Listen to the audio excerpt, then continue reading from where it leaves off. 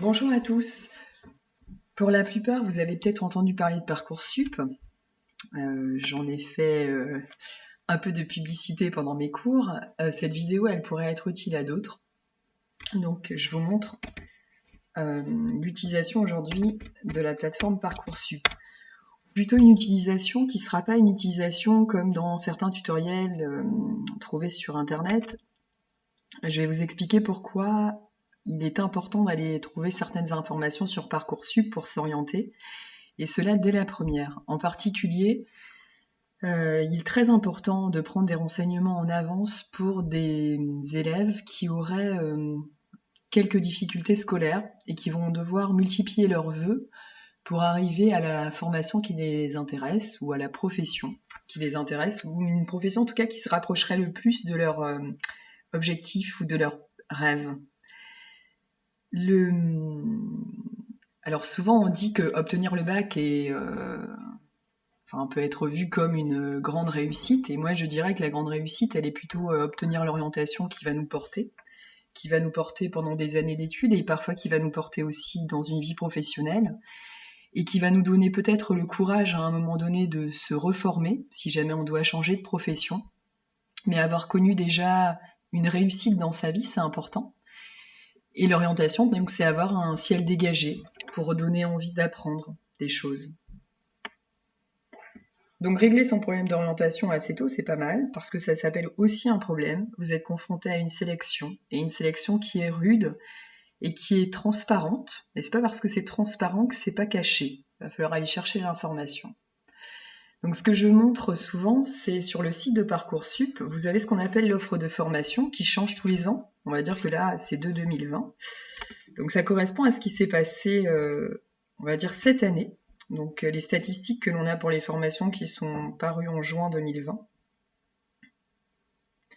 Donc les formations proposées sur Parcoursup, il y en a de très nombreuses, dans plein de domaines. Donc on peut y accéder à partir d'un bac professionnel, à partir d'un bac technologique, d'un bac général. Il y a des formations hors Parcoursup. Il faut quand même se renseigner sur leur validité, c'est-à-dire est-ce qu'elles délivrent un diplôme qui est reconnu par l'État. Il y a parfois des surprises.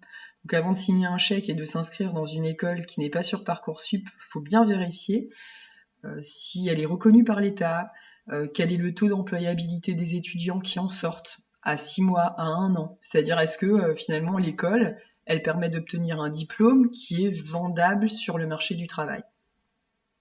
Donc si on reste dans le cadre de Parcoursup, ça va toucher déjà de nombreuses formations.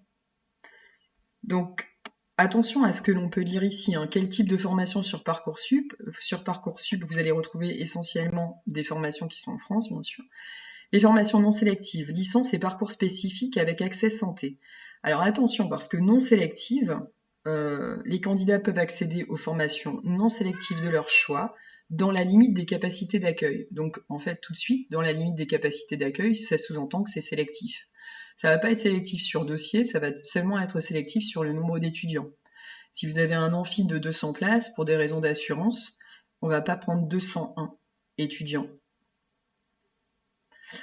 Ensuite, vous avez les formations qui, elles, sont sélectives, c'est-à-dire qui vont sélectionner sur dossier. Elles sont aussi sélectives à partir du nombre, parce qu'une classe préparatoire qui a 40 places, elle va pas forcément ouvrir 41, 42, aussi pour des questions de sécurité. Donc, classe préparatoire aux grandes écoles, STS, c'est-à-dire ce qui va correspondre au BTS, IUT, ce qui est en train d'être réformé pour monter à Bac plus 3, ça va s'appeler un BUT. Les IFSI, donc école soins infirmiers, et autres formations paramédicales, donc tout ce qui va être dans les domaines aides-soignants, mais également les carrières sociales, médicales. EFTS, ça je ne connais pas. Sciences Po, ça en général on connaît, on en a déjà entendu parler. Certains de nos hommes, nos femmes politiques sont issus de Sciences Po, IEP. Formation au métier de la culture, etc. Alors oui, nouveau en 2020, les écoles nationales vétérinaires seront accessibles via Parcoursup, parce que les écoles nationales vétérinaires vont ouvrir des places, je crois, 160, pour intégrer des postes bac, c'est-à-dire des élèves qui viendraient juste d'obtenir leur baccalauréat et qui ne serait dans ce cas-là pas obligé de passer par une classe préparatoire.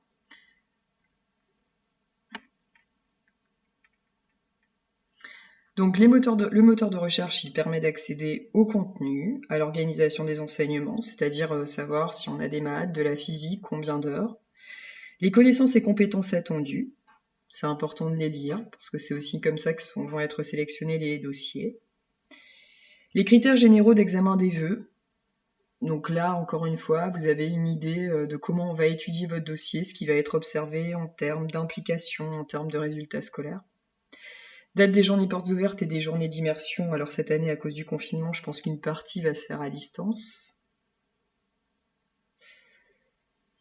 Donc il y a toujours une structure dans les universités, dans les écoles, pour tout ce qui concerne les aménagements de tiers-temps, les accès aux personnes qui seraient handicapées. Le nombre de places proposées en 2020, qui ne veut rien dire sur le nombre de places en 2021, mais qui donne quand même une idée.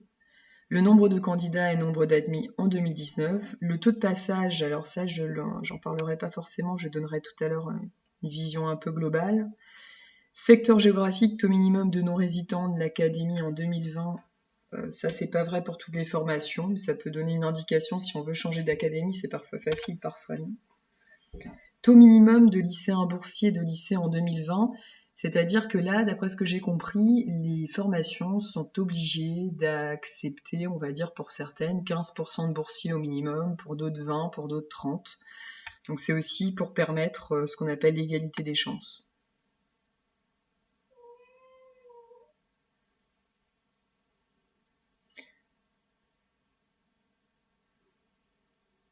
Donc open data, donc couverture des données, mais de toute façon c'est ce qu'on va voir ici. Donc si on va en rechercher une formation, on a la carte de la France. Voilà. Dans cette carte de France, on peut marquer tout ce qu'on veut ici comme formation. On peut marquer BTS. Donc ici en BTS, on voit qu'on a 8352 formations. Ici, elles sont réparties avec des petits points rouges, mais il ne faudrait pas croire que ça se passe que là en France, parce que si jamais on zoome, on va bien sûr en avoir davantage. Alors pourquoi elles apparaissent en rouge? J'ai pas cherché. Certaines vont apparaître comme ça. Cependant, le 350, le 145, le 1, ça sous-entend qu'il y en a bien sûr ailleurs. Donc si on tape BTS, je sais pas si ça existe encore, NRC. Alors, BTS, ça s'appelle MCO. BTS, MCO, c'est le nouveau nom pour ce BTS-là. Alors, ce BTS MCO, moi, je l'ai rangé par taux d'accès.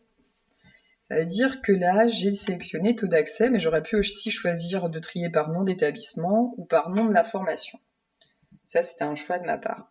Taux d'accès, ça me permet de voir que je vais viser peut-être, si possible, le BTS avec le meilleur taux d'accès. Donc là, 100%, 100%, 97%. Cela veut dire que sur 100 candidats qui ont déposé leur dossier, 100 ont été pris. Après, c'est pas forcément la formation qui vous intéresse et c'est pas forcément le lieu qui vous intéresse. Et on peut voir apparaître dans ces taux d'accès à 100% des formations qui commencent à être à distance. Des formations du CNED par exemple, mais c'est pas la seule. Il y a aussi des BTS des lycées qui proposent des formations à distance. On peut aussi remarquer qu'ils vont se répartir, les candidats, suivant bac général, techno, pro. Et là, je pense, j'ai pas vérifié, mais je pense que sur les 100% de taux d'accès, c'est-à-dire sur 100 candidats pris dans ce BTS, 26 vient de général, 41 de techno et 33 de pro. Donc pour celui-là, c'est assez équilibré. Des BTS MCO, vous en avez 600 en France, qui vont se répartir donc sur la carte de cette façon-là. Quand on a un petit dossier, c'est-à-dire quand on vise vraiment ce BTS-là, parce qu'on se dit c'est ça qu'il nous faut pour acquérir un savoir qui nous permette d'avoir telle ou telle profession. Si on a un petit dossier, c'est justement là qu'il va falloir multiplier les vœux, des vœux géographiques, c'est-à-dire être capable de s'éloigner, être capable d'aller vivre à la campagne, si c'est ce qu'il faut. voir si on a les moyens de payer une formation qui serait privée, c'est-à-dire dans un lycée privé. Donc ça, avant, il faut regarder les tarifs. Donc ça, c'est pour un exemple, hein, BTS. J'ai pas sélectionné les formations en apprentissage, les formations hors apprentissage, mais ça peut se faire. On peut aussi sélectionner des BTS A. Alors là, ça marche un peu moins bien. Les BTS A, c'est tout ce qui va être BTS agricole. Si jamais je précise, ça va m'envoyer vraiment sur les BTS qui portent une de leurs particules en agricole. Donc vous avez le BTS agricole, analyse, conduite et stratégie de l'entreprise agricole, dans le 88. Donc hop, voilà. Donc ça vous permet, vous voyez le petit truc en rouge là qui saute quand on va dessus. Ça vous permet de voir les taux d'accès. Ce sont peut-être des formations qui pourraient vous intéresser. Ça existe aussi, et on peut faire un BTS agricole après un bac général, après un bac technologique ou après un bac professionnel. C'est surtout du bac pro, mais ça arrive qu'il y ait général et techno. Ensuite, vous allez avoir tout ce qui est IUT. Alors, IUT, le nom va changer, mais pour l'instant, ça reste comme ça. Ce que je disais, c'est, je vous prends l'exemple d'un élève qui veut faire l'IUT-TC à Angers. Alors, les IUT sont déjà un peu plus difficiles à avoir. On dit que c'est une formation plus sélective qu'un BTS, vous allez avoir des taux d'accès qui vont diminuer. C'est sélectif. Et c'est sélectif surtout parce que il y a des IUT qui respectent bien les règles qui leur ont été données. IUT pour technologique, et ils devraient normalement recruter une grande partie de leurs candidats parmi les bacs techno. Et certains respectent ça. C'est le cas de l'IUT d'Angers. Alors à l'IUT d'Angers, vous avez plusieurs DUT qui sont proposés. Vous avez celui-là, génie électrique et informatique industrielle, avec un taux d'accès à 67%, ça veut dire que sur 100 candidats, il y en a 67 qui ont été pris. Et puis, forcément, je les ai rangés par taux d'accès, donc ce qu'on est en train de voir, c'est une chute du taux d'accès. Qu'il est plus difficile de rentrer en génie bio, en génie mécanique et productique, en génie bio avec une option agronomie. Et puis donc, la filière qui intéressait un de mes élèves, c'était Tech Deco. Tech Deco, taux d'accès 15%, ça veut dire que sur 100 candidats qui ont postulé pour cette IUT, DUT là, le DUT-TC, 15 ont été pris. Donc là, c'est une forte sélection sur le dossier, donc les notes et les appréciations. Mais que la sélection ne s'arrête pas là parce que vous allez avoir une répartition suivant générale et technologique et professionnelle. Ça veut dire que sur ces 15 candidats qui viennent d'être sélectionnés, si on regarde d'où ils viennent, 60% vont venir du général, 40% du technologique et 0% du pro. Donc là, on est face à un IUT qui respecte assez bien la charte des IUT, c'est-à-dire qui privilégie pas les bacs techno, mais qui offre la possibilité aux bacs techno de rentrer en IUT. Et on peut descendre comme ça. Donc ça veut dire que quand on veut un IUT-TC, et qu'on n'est pas trop regardant sur la ville, qu'on est prêt à sortir de son académie parce que c'est la formation qui nous intéresse, on peut regarder l'IUT-TC, les IUT-TC, alors je sais pas, là ils apparaissent pas. Technique.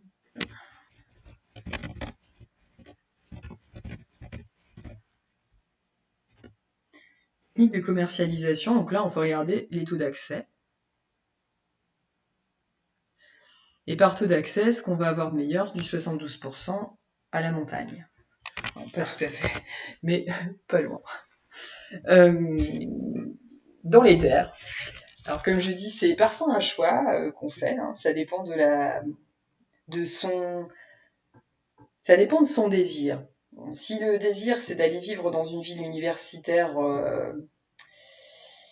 sympathique pour faire la fête, vous n'allez peut-être pas choisir cette ville. Et moi je rappelle que vous engagez une vie d'orientation, une vie étudiante aussi pour une vie professionnelle. Donc, faut voir ce qui vous semble le plus important.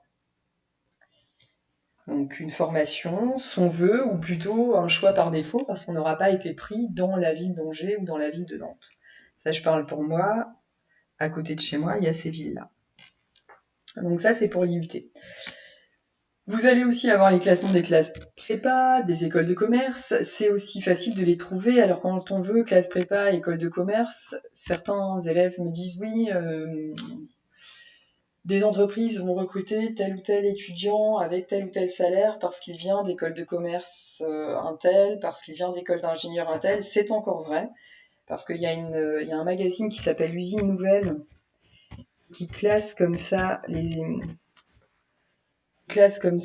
étudiants en sortie d'école et qui observe le salaire. Donc si jamais vous cherchez des renseignements sur le salaire après 5 ans d'études en INSA, après 5 ans d'études à Mines, ça c'est pour les grandes écoles, vous allez voir qu'il y a parfois des différences importantes de salaire. Ça a tendance à se tasser, c'est moins vrai aujourd'hui qu'il y a 20 ans.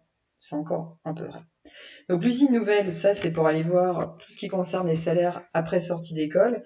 Vous avez aussi à réfléchir à votre classement de CPGE. Classement CPGE, vous allez les trouver. Alors si on prend classement CPGE, BCPST, c'est ce qui va classer les prépas qui forment notamment aux écoles veto. On voit apparaître tous les ans un classement sur l'étudiant. Ça permet de voir quelle école forme le mieux pour passer des concours, en particulier les concours sélectifs. On va retrouver les classes prépa parisiennes, qui peuvent être accessibles à ceux qui viennent de province. Il suffit de postuler. Après, ils ont beaucoup de candidats. Donc, il faut passer le tri de la sélection. Mais vous avez comme ça des classements pour toutes les classes prépa. Vous avez aussi donc des classements pour les écoles de commerce. Ce qu'on va regarder, c'est le taux d'employabilité à 3 mois, 6 mois. Il y en a certaines qui vont réussir à, entre guillemets, caser tous leurs étudiants à 6 mois. C'est-à-dire 100% des étudiants qui sortent de l'école auront un travail dans les 6 mois après la sortie de l'école. Sur les écoles de commerce, elles sont souvent chères.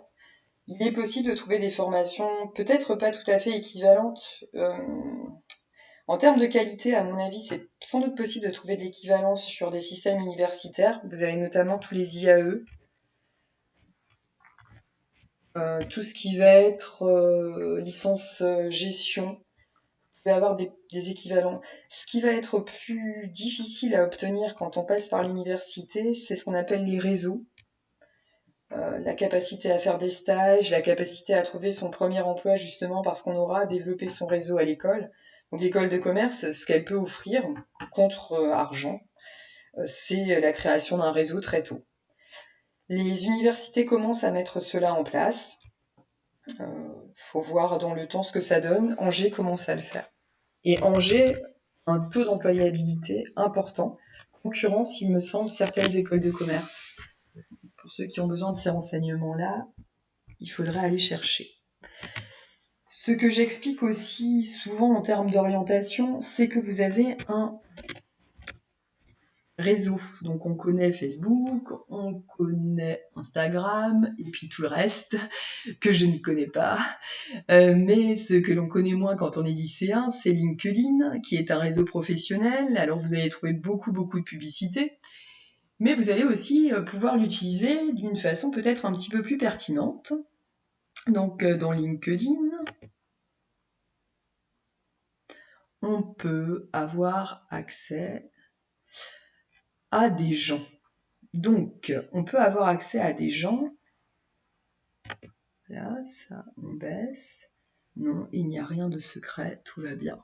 On peut avoir accès à des gens, mais surtout à des métiers. Donc, ça veut dire que, tout à l'heure j'ai fait l'essai avec cette personne-là, on me donne tout à l'heure en classe un métier qui est journaliste sportif. Celui-là, je ne l'ai pas testé. Donc, je tape dans le moteur de recherche journaliste sportif. Bon, je vais arriver sur assez peu de fiches, pourquoi pas, je vais taper, je vais regarder ça, je suis pas sûre que ça fonctionne bien. Journaliste sportif, malheureusement pour moi, je n'ai pas l'expérience. Donc c'était peut-être le métier qu'il ne fallait pas tester. J'en teste un autre, neuro. Si. Donc neuropsychologue. Hop. Alors neuropsychologue, c'est une des recherches que j'avais menées tout à l'heure. Donc on a différents noms. Et ce qui m'intéresse quand je tape ce métier, qui est peut-être mon futur métier, c'est de voir comment les gens parviennent à devenir neuropsychologue. Quelles sont les voies d'accès? Parce que quand on a justement un petit dossier, des petites moyennes, on peut se demander, mais j'arriverai jamais à faire le métier que je veux. Et c'est pas forcément vrai. Reste à voir quelles sont les voies d'accès pour ce métier. Est-ce qu'il y en a beaucoup des voies d'accès? Parfois, oui. Donc là, ce que je dis, on regarde et on va chercher l'expérience de cette personne qui apparaît, mais on regarde aussi sa formation. L'intérêt d'être inscrit sur LinkedIn, c'est aussi d'envoyer des messages. Donc vous pouvez tout à fait, en tant que lycéen ou en tant qu'étudiant, envoyer des messages à des personnes que vous ne connaissez pas. Mais si vous les formulez correctement, de façon polie, que vous exposez votre demande, en particulier si vous avez des demandes de renseignements sur eux, leur orientation, quel bac ils ont eu, quelle matière finalement était importante quand ils étaient lycéens pour réussir correctement leurs études après bac. Et puis vous utilisez comme ça plusieurs CV, vous prenez en note surtout la formation, hein, et vous regardez un petit peu si ces formations, vous les retrouvez sur Parcoursup, et si elles vous sont accessibles. Donc ça, c'est un moyen d'utiliser un réseau social pro, plutôt, pour aussi s'orienter correctement. Je reviens à Parcoursup. Certains élèves, quand ils sont arrivés en première, ils sont en première technologique. Souvent, on leur dit qu'en première technologique, il y a beaucoup d'orientations qui ne sont pas faites pour eux, en particulier tout ce qui va être licence à l'université. Je vous donne l'exemple d'une élève qui m'a parlé de la licence de psychologie. Donc, on regarde la licence de psychologie suivant le taux d'accès. On voit des taux d'accès à 100%, attention. Je rappelle que ici nous sommes sur la Cato, et que sur la Cato, les frais d'inscription sont très élevés. Alors, je ne sais pas si toutes les Cato offrent le même tarif, mais sur celle d'Angers, on est à plusieurs milliers d'euros. J'imagine que c'est partout, à peu près partout pareil. Et plusieurs milliers d'euros, ça veut dire plusieurs milliers d'euros, sans compter le logement, la nourriture, tous les frais annexes qui vont être les livres. Donc c'est 6 000 euros pour avoir le droit de rentrer dans l'école et s'asseoir sur une chaise. Ça peut faire cher pour certaines familles, et en France, il y a beaucoup de familles qui ne peuvent pas. Donc il faut descendre, et il faut regarder les licences de psycho qui, elles, vont être publiques. Alors les publiques, on a l'université de Poitiers, si je ne me trompe pas, il y a ça, qui ont un taux d'accès à 100%, c'est-à-dire ils prennent tout le monde, général 77%, techno 19%. Ça veut dire qu'il y a des bacs techno qui y vont. Reste à voir ensuite, en allant sur la fiche, quels sont les critères attendus. Parce que là, on voit que c'est du droit psycho. Donc, voilà, est-ce qu'il y a autant de chances d'aller en droit qu'en psycho? Comment ils se répartissent? Donc là, il faut vraiment regarder la fiche. Réussite débouchée, et je regarde en même temps. Voilà, les données nationales. On doit être transparent sur ces données-là. Le taux de passage en deuxième année. Taux 41,2%, tout bac confondu. Alors c'est ça qui est dommage, parce qu'on a tout bac confondu. Ça veut dire qu'on n'arrive pas à différencier un bac général d'un bac techno. Et souvent, ce qu'on dit à propos des bacs techno, c'est qu'ils s'en sortent moins bien quand ils vont à l'université. Mais ça veut rien dire si on n'a pas les pourcentages qui vont avec. Donc ça reste qu'une parole en l'air pour laquelle on n'a pas de preuves. Moi, j'ai déjà vu des tableaux faits par l'université de Nantes où il y a des preuves de la moindre réussite des bacs technologiques par rapport aux bacs généraux. Maintenant, ça ne veut pas dire qu'on n'y arrive pas, ça veut dire que c'est compliqué et que peut-être il faut sélectionner là une université qui, je dirais, qui a une expérience de ces bacs-là. On peut regarder, on a Nîmes Techno 26, Poitiers 19, Metz, Champagne, Amiens, mais alors il me semble avoir vu pourtant Il me semble avoir vu à un moment donné Brest. Donc on va regarder. Ouais, bon, c'est pas beaucoup plus, du 20%. Restera à s'enseigner auprès de cette université-là pour savoir ce que deviennent ces bacs techno dans le passage de la première à la deuxième année. Donc on voyait tout à l'heure autour de 41%, alors qu'on a plus d'un étudiant sur deux qui est en échec. Ici, le taux de passage est un petit peu plus élevé. On a un étudiant sur deux environ qui est en échec, l'autre qui est en réussite. Parmi ceux-là, il faudrait voir combien il y a de bacs techno. Et ça peut être une licence accessible en tout cas à des bacs technologiques avec un taux d'accès à 100% et un pourcentage qui n'est pas si mauvais. La moyenne sur les licences en France, c'est 40% de réussite. Donc c'est pour ça que très souvent les lycéens ne se rendent pas compte que leur bac est très très accessible en pourcentage de réussite par rapport à une licence ou par rapport à une... Non, surtout par rapport à une licence. Parce qu'en IUT, c'est 80% et en BTS, on va être aux alentours de 70-80%. En classe prépa, ça va pas forcément bien apparaître parce qu'ils cherchent à faire passer en deuxième année pour faire passer les concours. Et en école de commerce, on a assez peu d'abandon parce que de toute façon, le système étant payant, on va essayer de garder les étudiants assez longtemps. Donc on va tout faire pour qu'ils soient en réussite. Les dispositifs de soutien, de remédiation peuvent être nombreux. L'université qui offre aussi une bonne formation a le désavantage de la grande autonomie et les lycéens n'y sont pas toujours préparés. Et quand on va dans une faculté qui est grande, quand on choisit une licence où on est 800 ou 1000, on n'est pas habitué à cette compétition-là parce qu'on vient peut-être d'une petite ville. La marche, le choc peut être assez grand. D'où l'importance aussi de s'y préparer dès qu'on est en première et non pas attendre le mois de septembre après le bac pour se rendre compte de ce que c'est. Et se rendre compte de ce que c'est peut-être déjà explorer Parcoursup et vous rendre compte que la compétition est là. La compétition est bien présente sur Parcoursup, sauf que vous ne la voyez pas, parce que Parcoursup, c'est 600 000 peut-être dossiers, je ne sais pas exactement, mais c'est énorme comme tri de dossiers. C'est toute la complexité et toute la simplicité du numérique qui est mise en œuvre, et c'est une des raisons pour lesquelles on peut critiquer le système. C'est devenu très transparent, mais ça peut aussi être considéré comme très inhumain. Vous êtes géré comme des données. Vos bulletins semestriels ou trimestriels sont étudiés par des intelligences artificielles, des algorithmes qui vont aller piocher les moyennes et les bons mots pour vous faire rentrer dans telle ou telle formation. Il vaut mieux le savoir pour travailler le mieux possible en première et en terminale. Et j'en ai fini avec ça. Vous aurez peut-être d'autres questions à poser en classe ou par messagerie. Et puis la vidéo est accessible aussi à vos parents pour leur expliquer comment fonctionne cette orientation qui les concerne. Parce qu'une fois que vous êtes sortis du lycée, ça ne concerne plus le lycée. C'est aussi pour ça que j'alerte dès la première, parce que pour moi c'est une vraie alerte. L'orientation est un enjeu de société. Merci, au revoir.